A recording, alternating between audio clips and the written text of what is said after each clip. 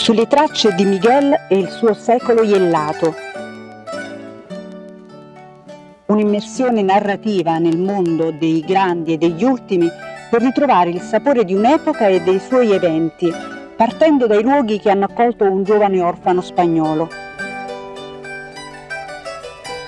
La Napoli del Seicento, sullo sfondo caravaggesco delle 7 opere di Misericordia, l'incontro fra letteratura e storie popolari, i personaggi storici e di invenzione, regalano ai lettori un affresco vivido e sfaccettato del 1600.